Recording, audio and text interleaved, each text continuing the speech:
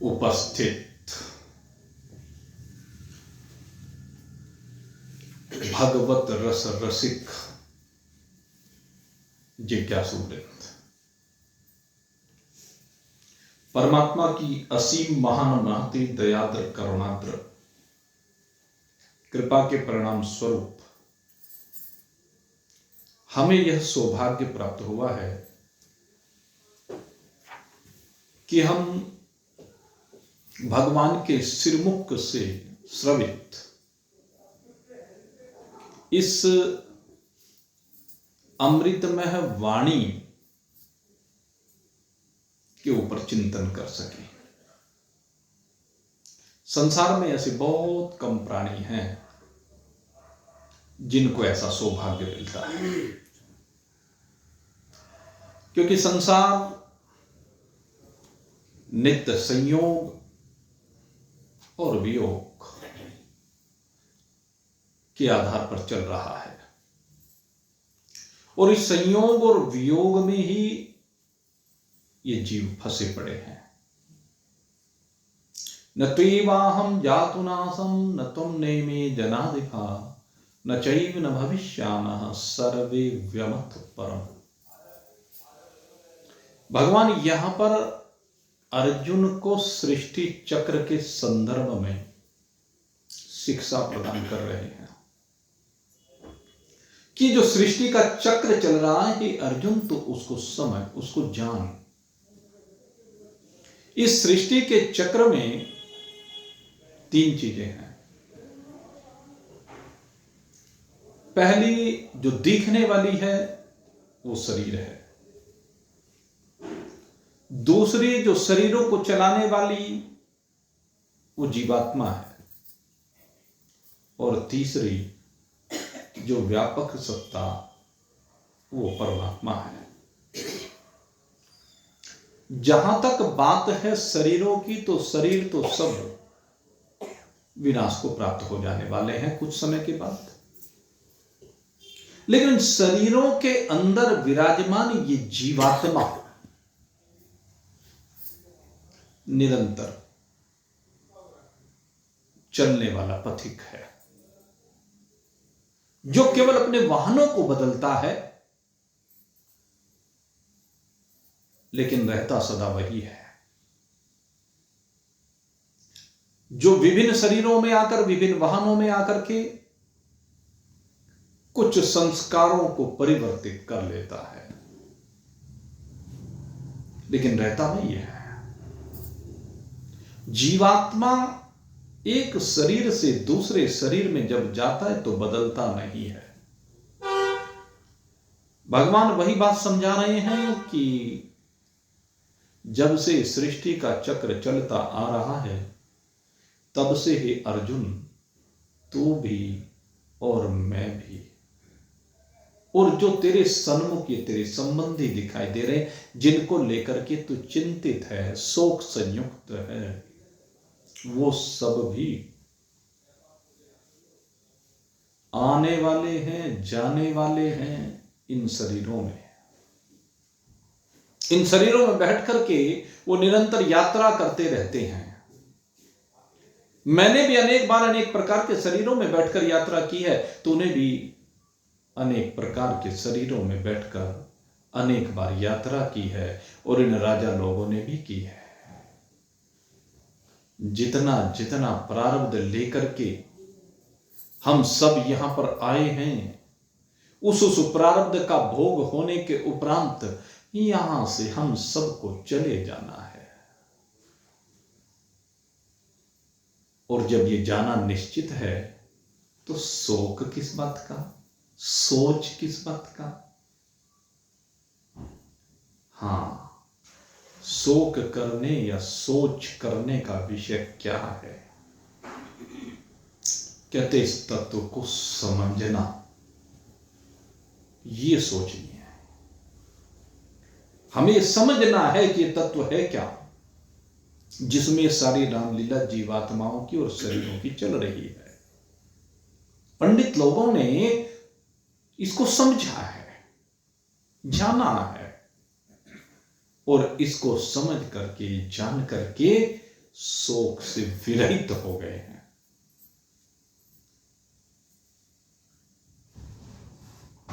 इसलिए हे अर्जुन, तो भी शोक से विरहित होने के लिए इस सृष्टि के चक्र को समझ कि ये जीवात्मा जब तक इन शरीरों में यात्रा करके शरीरों से जुड़ा हुआ है तब तक शोक करता है, क्योंकि रोज संयोग वियोग होता है, रोज मिलना बिछुड़ना होता है, रोज पाना खोना होता है। इसलिए वो शोक को प्राप्त होता रहता है। लेकिन सृष्टि चक्र को समझ करके जो सृष्टि चक्र को समझ जाता है वो शोक से विरहित हो जाता है और वो इस जीव भाव से विनिर्मुक्त होकर के परमात्मा भाव में आकर के विराजमान हो जाता है। इसलिए शोक से मुक्त होने का केवल एक ही सूत्र है और वह सूत्र है अपने आप को आत्म रूप से परमात्मा रूप से अनुभूत करना। अन्यथा भाई ये शरीर इस जीवात्मा को कष्ट देने के साधन हैं और यही शरीर इस जीवात्मा को अपनी इस मनुष्य शरीर की यात्रा में इन शोक से मुक्ति का भी कारण है। तुझे समझना होगा अर्जुन, जो समझ गए वो समता में स्थित हो जाते हैं। फिर वे न आने वालों के बारे में सोचते न जाने वालों के बारे में सोचते, क्योंकि आना और जाना दोनों अनित्य है और स्थिरता अचलता वो नित्य है और वो आत्मा की है। आत्मा में ये सब वाहन, ये सब शरीर आ रहे हैं, जा रहे हैं, स्वप्न की भांति दौड़ लगा रहे हैं और कुछ नहीं है। आत्मा सदा अचल रहने वाला तत्व है और जब जीवन में अचलता आ जाती है तो शोक मुक्ति हो जाती है और इसका एकमात्र साधन है सिद्धा सिद्धो समो भूत्वा समत्वं योग उच्यते। जब आप सिद्धि और असिद्धि दोनों में सम हो जाए, क्लेश को प्राप्त ना हो, सुख दुख को प्राप्त ना हो, आप उनके साक्षी, उनके दृष्टा मात्र हैं और वो भी कहने के लिए है। अन्यथा तो आप अचल में कोई स्फुरना नहीं है। इस आत्म तत्व में जो अचल है, स्थिर है, अनंत है, असीम है, अपार है, इसमें कैसी चांचल्यता, कैसा स्फुरन, कैसा स्पंदन, कैसी तरंगे। ये सदा अनंत तत्व है, ये सदा अचल तत्व है, ये सदा स्थिर तत्व है, नित्य तत्व है, व्यापक तत्व है। और ये पता चलता है जब हम समता में विराजमान हो जाते हैं। और इस समता में विराजमान होने के लिए अनेक साधन अभी तक भगवान श्री कृष्ण ने गीता जी में बताए। आज इस समता की महत्ता को और भगवान आगे हमारे सन्मुख कहने जा रहे हैं कि समता का आधार क्या है। कहते जिस समय तू कर्म और कर्म का फल, इन दोनों की सीमा से बाहर निकल जाएगा। कहते कर्म की सीमा से तो कोई बाहर नहीं निकल सकता। कहते निकल सकते हो, कर्म करने वाले शरीर हैं, वाणी है, अंतःकरण है, तो नहीं है। जब ये समझ जाएगा तो कर्म की सीमा से बाहर निकल जाएगा और इनसे भी जब कर्म होगा वो निष्काम होगा और निष्काम कर्म ही तुझे समता में लेकर के जाएगा। दूरे हि अवरं कर्मः बुद्धियोगात् धनञ्जयः बुद्धौ शरणमन्वीक्षः कर्पणः फलहेतवः। यहां पर भगवान दो बातों की ओर हमारा ध्यान आकृष्ट कर रहे हैं। कहते हैं एक तो कर्म की ओर, और कर्म में भी किसकी ओर? कहते हैं जो अधिकांश प्राणी करते हैं, सकाम भाव। कहते हैं ये जो सकाम भाव से किए जाने वाले कर्म हैं ये अत्यंत निकृष्ट है। कहते हैं क्यों? कहते हैं इनसे उत्पन्न होने वाले जो फल है,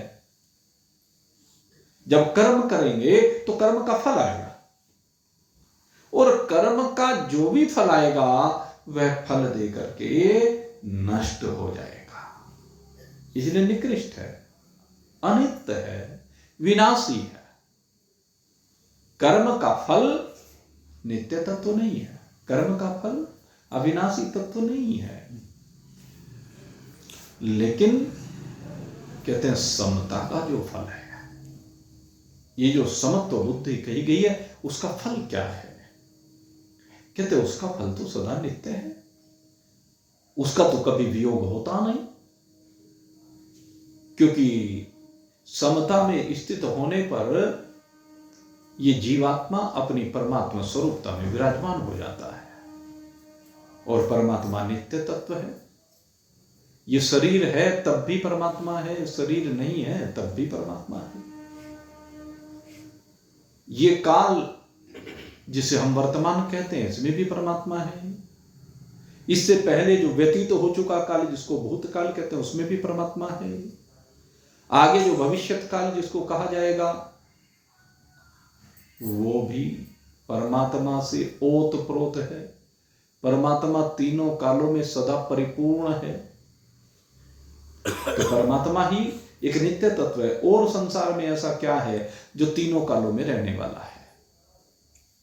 तीनों कालों में यह शरीर तो रहेगा नहीं। जो कर्म किए जा रहे हैं शरीर से उसके फल भी रहने वाले नहीं है। चाहे शरीर से किए जाने वाले कर्म का फल इस जन्म में मिले या 100 जन्मों के बाद मिले या 1,00,000 जन्म के बाद मिले, लेकिन जिस दिन भी मिलेगा, मिलने के बाद वो कर्म का फल नष्ट हो जाएगा। इसलिए कहते हैं तू फल का हेतु क्यों बनता है? तो फल का हेतु ना बन करके फल की सीमा से बाहर निकल, निष्काम। जब तू निष्कामता में आएगा तो तेरे कर्म, ये शरीर के कर्म फल उत्पन्न करने वाले नहीं रहेंगे। इसलिए समता में विराजमान हो।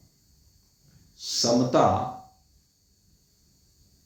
इस सकाम कर्म से बहुत उत्कृष्ट श्रेणी की है, और यह सकाम कर्म अत्यंत निकृष्ट श्रेणी का है।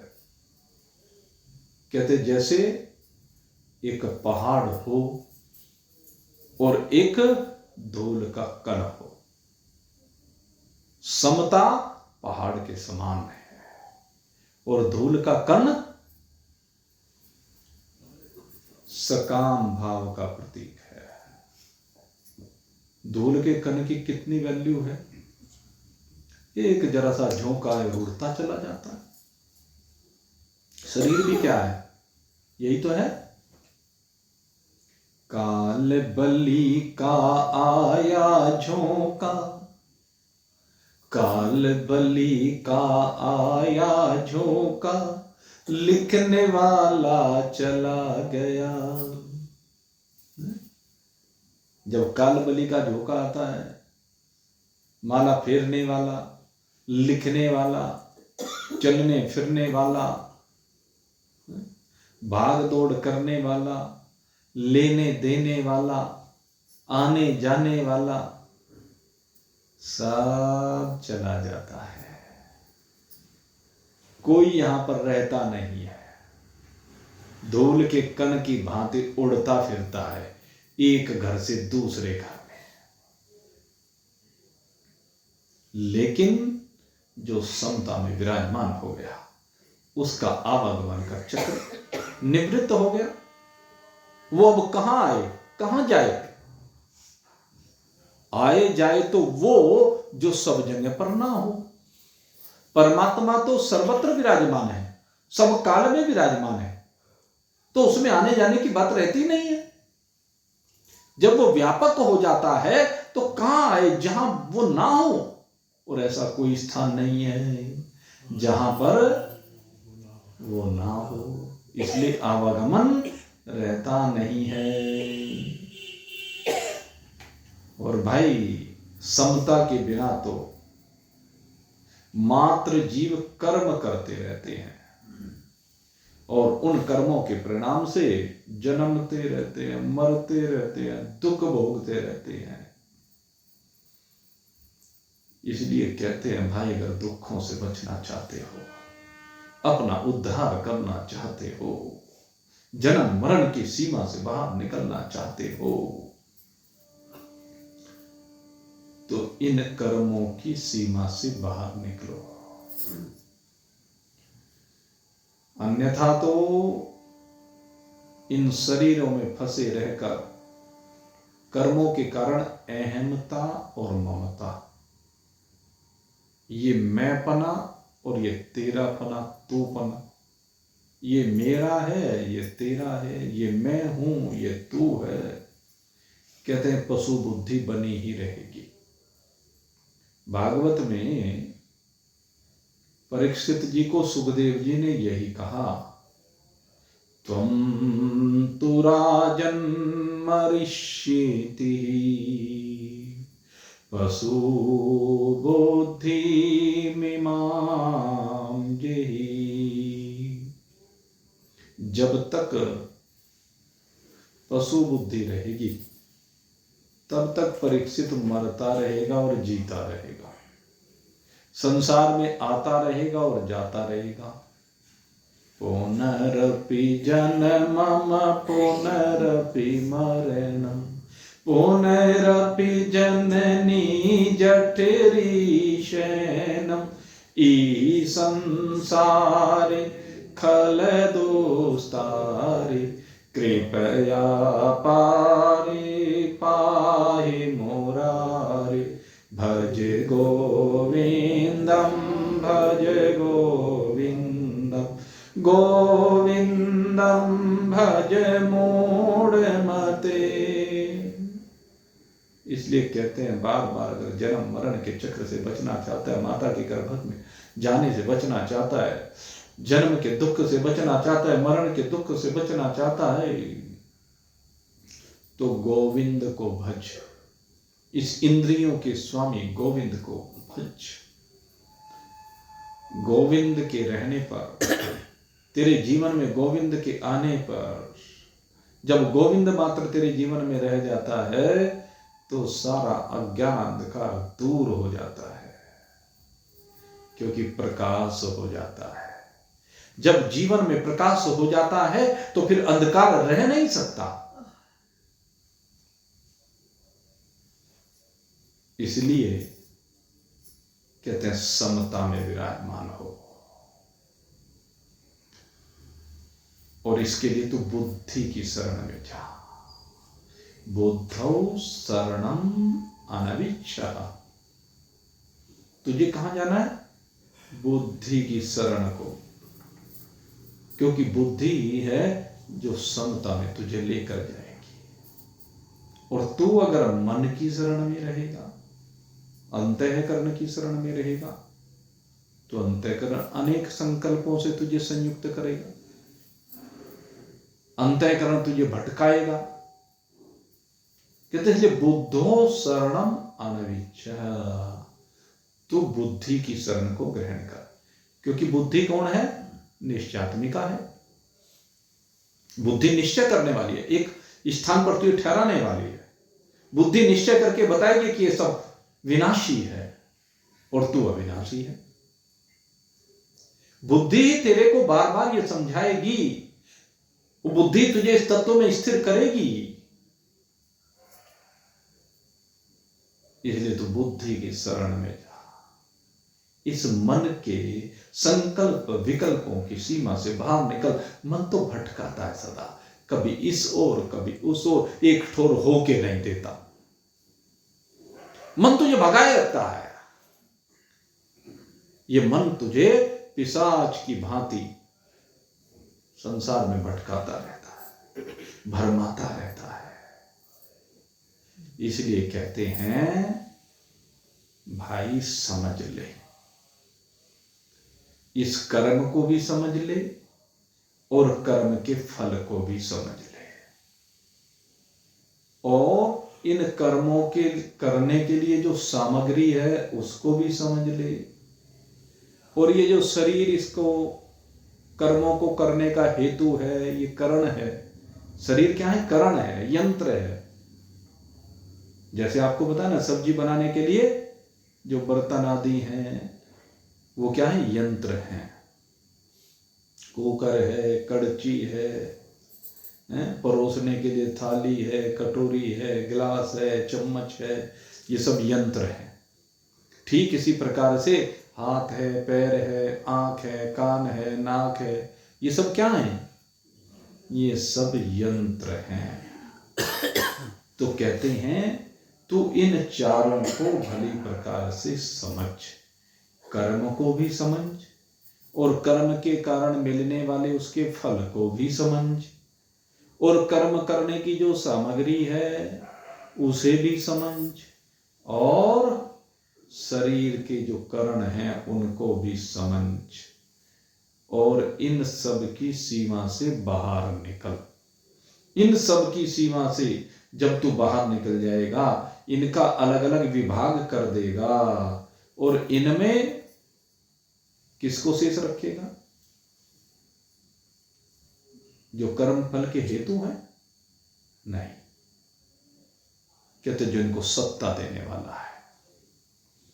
सबसे पहले स्थूल शरीर है, स्थूल शरीर के अंदर सूक्ष्म शरीर है, सूक्ष्म शरीर के अंदर कारण शरीर है। ये तीन शरीर है, और इन तीन शरीरों से अलग तेरी वास्तविकता शुद्ध सच्चिदानंद घन ब्रह्म है। स्थूल शरीर विनाशी है, सूक्ष्म शरीर भटकाने वाला है, कारण शरीर अविद्या परोसने वाला है, कारण शरीर ही जीव है, जो शरीर में इस अंतःकरण के कारण, इस सूक्ष्म शरीर के कारण से न जाने किस किस प्रकार से भटकता रहता है। इस शरीर को लेकर के भटकता रहता है, इस शरीर को माध्यम बना करके भटकता रहता है। ये कारण शरीर है, अविद्या, जीव भाव, त्रिगुणात्मक प्रकृति, जिसमें परमात्मा का प्रतिबिंब पड़ता है, जिसको चिदाभास कहते हैं, वो भटकता रहता है। इसी चिदाभास को सब कुछ समझाने की आवश्यकता है। दूरेण हि वरम कर्म बुद्धि योगाद धनंजय, बुद्धो शरणमनवीक्ष्य कृपणः फलहेतवे, कृपणः फलहेतवे। कृपण शब्द का प्रयोग अर्जुन ने किया था। प्रारंभ में आपके ध्यान हो तो कृपण कहा था अपने आप को। भगवान कृपण किसे कह रहे हैं? कृपणा फल हेतवे, जो फल का हेतु बनता है वो है कृपण। कार्पण्य दोषोपत स्वभाव, पृच्छामि त्वाम धर्म सम्मूढ़ चेता, यश्रेयान निश्चितम ब्रूहितन में शिष्यस्त्याम साधिवाम तम प्रपन्न। अर्जुन ने यही तो कहा था, कहते हैं मैं कृपणता के दोष से, युद्ध से विरत हो रहा हूं, विमुख हो रहा हूं। मेरे लिए जो श्रेयकर हो हे प्रभु, आप मुझे वो बताइए, मैं आपकी शरण हूं।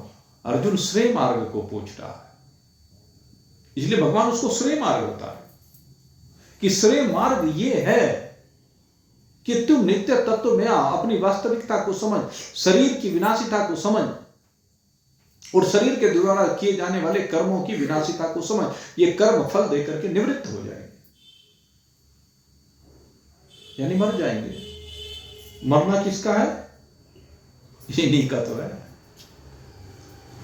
तू मरने और जीने से विरहित है, तेरे में मरना और जीना नहीं है। मरना जीना किसमें है? शरीर और शरीर के द्वारा किए जाने वाले कर्म और कर्म के फल। कर्म का जब फल आता है तो फल देकर के विनिष्ट हो जाता है। आपने एक शुभ कर्म किया, गरीबों में गए, वहां जाकर के सर्दी में कपड़े बांट दिए, शुभ कर्म हो गया। एक बहुत बड़े प्रोग्राम का आयोजन हुआ, उस बहुत बड़े प्रोग्राम में बड़े लोगों ने प्रशंसाएं की कि भाई ये व्यक्ति बहुत शुभ कार्य कर रहा है। ऐसा व्यक्ति संसार में होना बड़ा मुश्किल है। जगह जगह पोस्टर छप गए, प्रचार हो गया, तो लोक में बड़ी प्रशंसा मिली, स्वाभाविक है। लेकिन ये जो प्रशंसा मिली, यही तो उस कर्म का फल है। एक बार प्रशंसा मिल गई, उसके बाद फल नष्ट हो गया। लेकिन अगर यही कर्म निष्काम भाव के साथ किया गया, यही कर्म निष्काम भाव से कर दिया गया, कोई मान सम्मान की इच्छा ना रखी गई, किसी से कोई प्रशंसा की इच्छा ना रखी गई, तो नित्य हो गया। वही कर्म सार्वभौम सत्ता के साथ जुड़ करके नित्यत्व को प्राप्त हो जाता है। इसलिए हमें भाई संसार की ओर से दृष्टि हटानी चाहिए, बल्कि किसकी ओर दृष्टि लेकर जानी चाहिए? कर्मों के माध्यम से परमात्मा की ओर दृष्टि लेकर जाएं। निष्काम कर्म के माध्यम से हमारी दृष्टि परमात्मा में हो, कि हमें प्राप्ति परमात्मा की करनी है, तो मान सम्मान बढ़ाई की प्राप्ति नहीं करनी है। इसके लिए हम यहां पर नहीं आए हैं, लेकिन हमारी तो आदत बन गई। इत ओत देखत जन्म गवायो, इत ओत देखत जन्म गवायो, या झूठी माया के कारण, या झूठी माया के कारण, दो दृग अंध भयो, इत ओत देखत जन्म गवायो। झूठी माया के चक्कर में, झूठे मान सम्मान के चक्कर में, विनाशी मान सम्मान के चक्कर में ये आंखें अंधी हो गई, ये मन की आंखें अंधी हो गई। वो वास्तविकता को छोड़ करके, असली माल को छोड़ करके नकल माल के पीछे पड़ गई। नकल माल अब तक देखा, अब असल माल का बन भोगी। निष्कामता ये समझाती है कि तू इस नकली को भूल और असल को जान, वास्तविक माल को पहचान, अपने वास्तविक धन को पहचान। तेरा वास्तविक धन है राम रतन धन, और ये धन ऐसा है जिसके पास ये हो जाता है। और तो धन है आने जाने, चलती फिरती छाया। कौन से धन? जो कर्म फल के हेतु आप बन रहे हैं, कर्म फल की जो चाहना लेकर के, वो धन कैसा है? आने जाने वाला है। लेकिन जब जिस कर्म का आपने फल नहीं लिया, वो तो सदा आपके बैंक अकाउंट में गिर गया। सोच के देखें, वो विनिष्ट नहीं हुआ, वो खर्च नहीं हुआ। और तो धन है आने जाने, चलती फिरती छाया। राम रतन धन घटत घटे नहीं, राम रतन धन घटत घटे नहीं, दिन दिन होत सवाया। मैंने राम रतन धन पाया, मैंने राम रतन धन पाया। कैसा धन है ये? जब आपने फल की इच्छा नहीं की, आपका फिक्स डिपॉजिट हो गया, तो दिन प्रतिदिन सूद बढ़ता जा रहा है, वो भगवत प्रेम बढ़ता जा रहा है। दिनों दिन भगवत प्रेम में ऐसी वृद्धि होती जा रही है कि संसार पीछे छूटता जा रहा है, संसार की आसक्ति पीछे छूटती जा रही है, संसार से लगाव पीछे हटता जा रहा है, और आप परमात्मा के उतने निकट होते चले जा रहे हैं। जितने ये दूर होते जा रहे हैं, परमात्मा उतना निकट होता जा रहा है, और जैसे जैसे परमात्मा निकट होता जा रहा है, आपका सुख बढ़ता जा रहा है, आपका आनंद बढ़ता जा रहा है, आपका हृदय आह्लादित होता जा रहा है। इसलिए कहते हैं, अरे संसार की चर्चा क्या सुनते हो। इस संसार में आकर अधिकांश प्राणी संसार की ही चर्चा करते हैं, पशु हैं वो लोग। चर्चा किसकी सुननी चाहिए? कथा भागवत सुनहि न कबहू, बीच ही अटक रहो। कथा भागवत सुनहि न कबहू, बीच ही अटक रहो। इत उत देखत जन्म गयो। इस शरीर को प्राप्त करके आवश्यकता क्या है? भागवत सुनने की आवश्यकता है। भागवत क्या है? भागवत एक पुस्तक नहीं है, भगवता अयम भागवत है। ये भागवत क्या है? ये भगवान ही है, भगवान का वांगमय स्वरूप है। क्योंकि भगवान के स्वरूप का जब भी कोई महान पुरुष वर्णन करेगा तो इस वाणी के माध्यम से करेगा, इसलिए इसको भगवान का वांगमय स्वरूप कहा गया। इसमें भगवान के स्वरूप की चर्चा की है भगवान वेदव्यास ने, और जिसमें प्रेम की रसधार बही है सुखदेव मुनि ने, सनकादिक ऋषियों ने। वो प्रेम की रसधार मैत्रेय जी बहाते हैं, और उस प्रेम का रसास्वादन करते हैं विदुर जी, उस प्रेम का रसास्वादन करते हैं परीक्षित जी, नारद मुनि, और सब भक्त करते हैं जिनकी श्रद्धा होती है, जो कल्याण चाहते हैं, जो अपने में विराजमान होना चाहते हैं।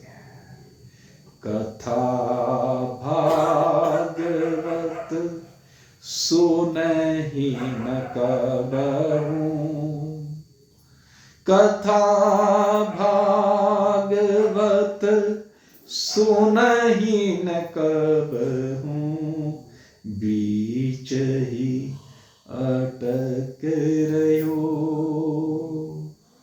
इत उत देखत जन्म गयो। कहते जो भगवान की चर्चा नहीं सुनता वो बीच में अटक जाता है। कैसे अटक जाता है? जैसे तिरसन को अटक गया, न ऊपर का रहा न नीचे का रहा, बेचारा बीच में लटका पड़ा है।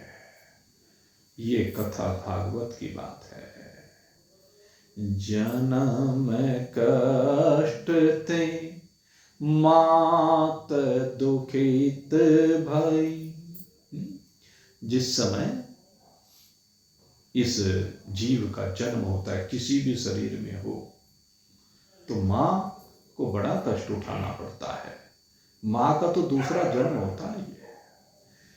जन्म कष्ट ते मात दुखित भई, भारी दुख भयो। इत उत देखत जन्म गयो।